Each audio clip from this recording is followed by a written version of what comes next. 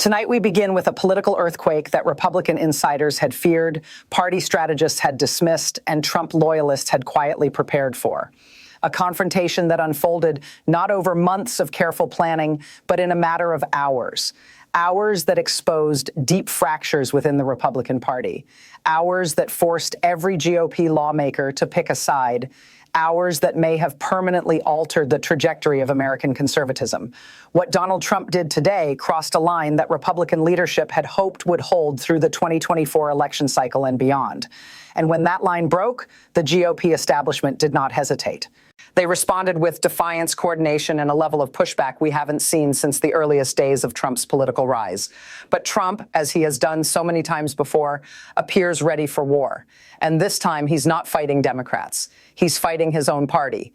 For months now, there had been whispers, not official statements, not press releases, just whispers, that Donald Trump was preparing something unprecedented within the Republican Party. Trump has been dominant, yes, but he has been calculated in his dominance.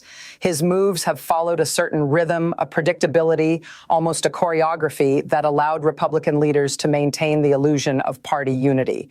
But what set off alarm bells in Washington this week was that the rhythm went silent. Political operatives who monitor Trump's inner circle know the indicators: the sudden cancellation of scheduled appearances, the private meetings with key donors and media allies, the increased activity on Truth Social targeting specific Republican figures, the sudden withdrawal from routine party coordination calls. All of that went quiet. And whenever Donald Trump goes quiet, it means something is about to get loud. For the past 18 months, an uneasy truce had existed between Trump and Republican leadership. Speaker Mike Johnson walked a careful line. Senate Republicans maintained their distance while avoiding direct confrontation. State party chairs kept Trump's endorsement machine running while quietly building their own power bases.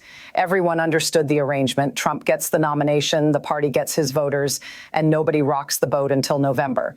But that arrangement depended on one critical assumption: that Trump would remain focused on Joe Biden and the Democrats. That assumption died today. Early this morning, sources close to Republican National Committee leadership detected what they described as a coordinated pressure campaign, including direct communications from Trump's team that had not been attempted in over 2 years. These are the kinds of demands that Donald Trump only makes when he is signaling something very specific: total loyalty, complete submission, or political annihilation. Party insiders didn't know which category this fell into, or whether it fell into all three at once. But what they did know was that Trump was changing his posture toward the Republican Party itself. And when the presumptive nominee shifts strategy without warning, even by the smallest measure, every Republican in Washington pays attention. The specifics emerged throughout the day in a series of leaks, statements, and counterstatements that painted a picture of a party in crisis. Trump, according to multiple sources, has demanded sweeping changes to RNC leadership, campaign coordination structures, and, most controversially, the mechanism by which the party allocates resources to down-ballot candidates. In plain terms, Trump wants to control not just his own campaign, but the entire Republican electoral apparatus. He wants to decide which Senate candidates get funding. He wants to decide which House races receive party support. He wants to decide which state parties remain in the RNC's good graces. And he wants these powers before the convention, not after. The response issued by Republican congressional leadership tonight was not normal. It was not routine. It was not symbolic. It was urgent. Source after source, meeting after meeting, described Trump's move as unprecedented in scope, dangerous for party unity, and perhaps most importantly, potentially catastrophic for Republican chances in competitive Senate and House races. But pressure campaigns only work if the target hesitates. Republican leadership did not. In fact, their response today was among the most coordinated we've seen in the Trump era of Republican politics. Here's what we know. Within 6 hours of Trump's demands becoming public, senior Republican senators held an emergency conference call. These weren't the usual suspects, the retiring moderates or the never-Trump remnants. These were sitting committee chairs, leadership allies, and senators facing re-election, Republicans who have every reason reason to stay in Trump's good graces, but who apparently drew their own line today. Senator John Thune, according to sources on the call, described the situation as a defining moment for the party's future. Senator John Cornyn reportedly warned that surrendering party infrastructure to any single candidate, even the presidential nominee, would set a precedent that could destroy the GOP's ability to function as an institution. And multiple senators, speaking on background, used a phrase that has rarely been heard in Republican circles since 2016. We cannot let one man's ego destroy what we've built. Tonight, Politico confirmed that Republican leadership launched a counteroffensive on multiple fronts, including direct outreach to major donors who had recently been courted by Trump's team for what insiders believe was an attempt to redirect their contributions exclusively to Trump-aligned causes. Leadership moved before Trump could lock down commitments. They reached out to the Koch network. They reached out to traditional business Republicans who have kept their distance from Trump's more controversial positions. They reached out to state party chairs who were likely preparing to align with Trump's demands in exchange for his endorsement in future races. In other words, Republican leadership targeted the financial and organizational infrastructure that would have made Trump's takeover possible. The donor relationships that would have funded it, the state party connections that would have legitimized it, the institutional backing that would have made resistance impossible. This is what made today's confrontation so significant. Trump's demands weren't just symbolic, they were actionable. They represented the kind of institutional capture that could transform the Republican Party from a political coalition into a personal instrument of one man's will. And Republican leadership, understanding that fully, responded with force, not recklessly, not impulsively, but strategically. They didn't attack Trump publicly. That would have backfired with the base. They didn't issue ultimatums. That would have forced Trump into a corner. They quietly activated every institutional lever they still control. They reminded donors who signs the thank you letters. They reminded state chairs who controls convention credentials. They reminded every ambitious Republican that there is still a party beyond Trump, and that party has a long memory. And here's where the story becomes even more significant. Political analysts now believe that Trump's latest move was designed to test the resolve of Republican leadership after months of apparent weakness. Trump wanted to see whether the party establishment would capitulate as they have so many times before. He wanted to see whether the same senators who criticized him after January 6th, but then fell back in line, would do so again. He wanted to see whether his grip on the Republican base was strong enough to make institutional resistance futile. But instead, the opposite happened. Republican leadership didn't fold. They organized a response that was so swift, so coordinated, that even Trump's inner circle noticed. You don't get Donald Trump's attention easily. He has spent nearly a decade watching Republican leaders threaten resistance, only to collapse when faced with his voters' anger. But today, something different happened. Republican strategists, speaking with major outlets under anonymity, described Trump's move as a loyalty test, a way to identify which Republicans could be trusted in a second term and which would need to be replaced. But leadership proved today that they remain both institutionally capable and willing to fight. Their counter moves were not only fast, they were targeted so precisely that Trump's team reportedly spent the afternoon scrambling to understand how the response was organized so quickly. That coordination matters because it shows something Trump may have underestimated. It shows that Republican leadership is not simply waiting for Trump's era to end. They are actively preparing for the post-Trump party, and they're not willing to let him burn it down before he leaves. As reports continued coming in throughout the evening, we learned more about the scale of Republican leadership's response. Mitch McConnell's allies carried out a systematic outreach to major Senate campaign donors, forcing Trump's team to publicly deny they were attempting to redirect party funds. House Republican leadership targeted vulnerable members who had been courted by Trump's operation in the last 72 hours, reminding them where their campaign support actually comes from. RNC officials operating from party headquarters reportedly blocked a last-minute attempt by Trump allies to add loyalists to key committee positions before the convention. This wasn't just damage control. This wasn't just messaging. This was institutional warfare. This was a fight for the soul of the Republican Party. And institutional control is the one thing Donald Trump has struggled to achieve since he first descended that golden escalator in 2015. For every political victory he has won, Republican institutionalists have countered with something that maintained their relevance. For every primary he has dominated, party leaders have preserved enough structural power to remain players in the game. Today, that delicate balance was tested like never before.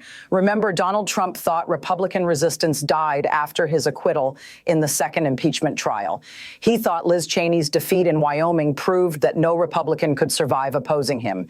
He thought his dominance in the 2024 primary proved that the party was his, completely, permanently, and unconditionally. But tonight, the exact opposite is happening. Republican senators are coordinating resistance for the first time since 2021. Party donors are hedging their bets in ways they haven't done since 2016. And institutional Republicans are reminding everyone that parties are not built by one man, and they don't have to die with one man either. The last time the Republican Party faced this kind of internal confrontation was 1976, when Gerald Ford and Ronald Reagan battled for the soul of the GOP. That fight went all the way to the convention floor. It fractured the party for a cycle, but ultimately produced the Reagan Revolution. The question now is whether today's confrontation will produce a similar realignment, or whether it will tear the party apart entirely.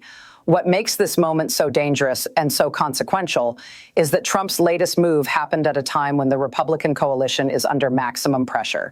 Social conservatives want absolute commitment on abortion restrictions. Economic conservatives want tax cuts and deregulation without the tariff rhetoric. National security hawks want a clear commitment to Ukraine and NATO. Populist MAGA loyalists want immigration restrictions and a complete break from the Bush-era party. Trump has been balancing these demands while facing 4 separate criminal prosecutions, mounting legal bills, and the daily challenge of maintaining energy for a grueling campaign.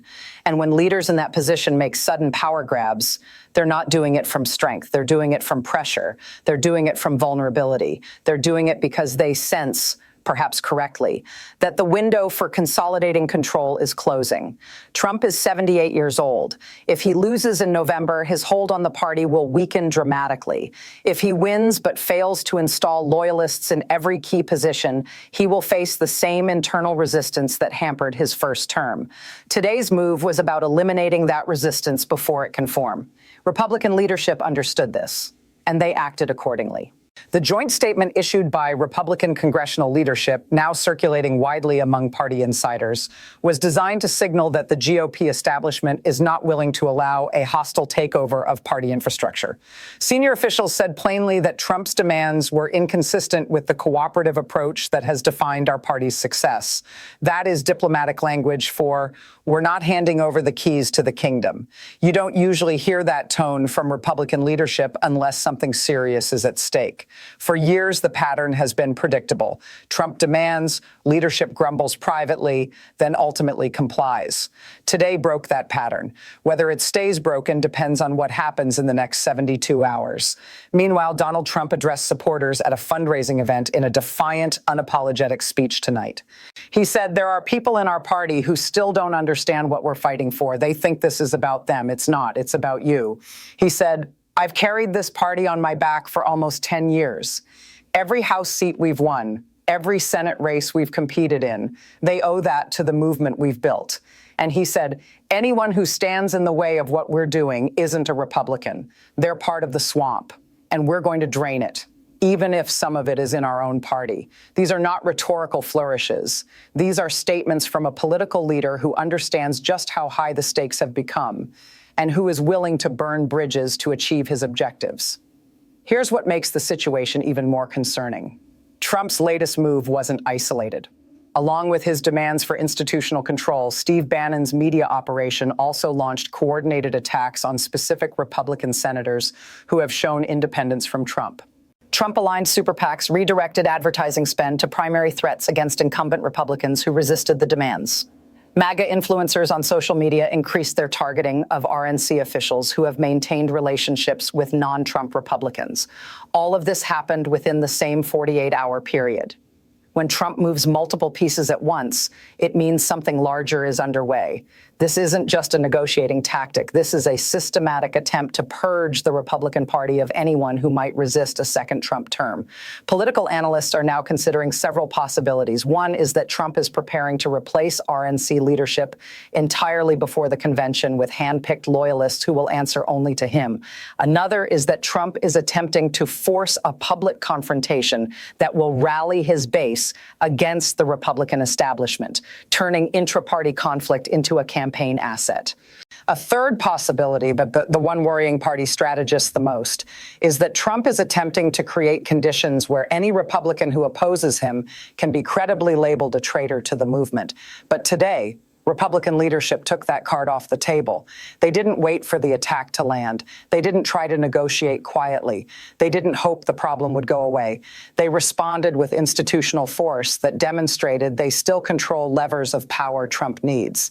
What we're watching now is a test of institutional resilience. Donald Trump wants to see if Republican leadership will break before November. Republican leadership wants to show that the party is bigger than any one candidate. Conservative donors want to prevent a civil war that could cost them the Senate. And Republican voters want to understand who really speaks for their movement. The next few weeks will answer these questions one way or another. Tonight, we've heard from party insiders who are now monitoring both camps for signs of escalation or de-escalation. They say Trump's team was genuinely surprised by the speed and coordination of leadership's response. They say back-channel negotiations are already underway to find a face-saving compromise that gives Trump symbolic victories without surrendering actual institutional control. And they say Trump's decision to go public with his demands was likely part of a pressure strategy intended to force compliance through fear of base backlash. But Republican leadership is not backing down. In fact, leadership is doubling down. Their response today, swift, coordinated, and unmistakably firm, sent a message to Trump that the party is not his personal property. And it sent a message to Republican voters that there are still leaders willing to stand up for institutional independence.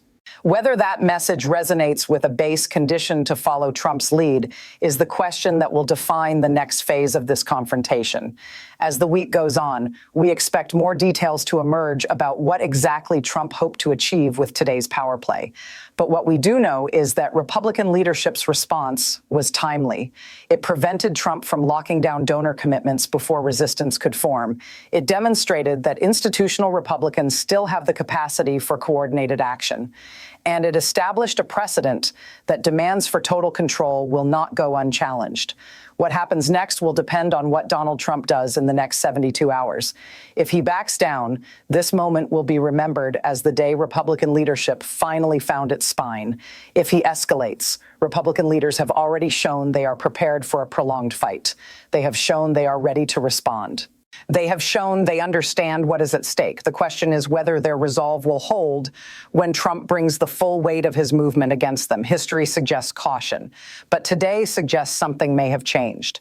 And tonight, for the first time in nearly a decade, Donald Trump appears to be facing genuine resistance from within his own party. Mar-a-Lago is quiet. Too quiet. And when Donald Trump is quiet, it means he is thinking. It means he is choosing his next move carefully. Because tonight, Trump learned something he may have forgotten. Parties are institutions, not personality cults. Institutions have their own survival instincts, and those instincts can produce resistance even from the most unlikely sources. This story is far from over. But tonight, one thing is clear. The Republican Party is not yet completely Trump's. The fight for its future has officially begun. And whatever happens next will shape American politics for a generation. And we will be here watching every detail as the next phase unfolds.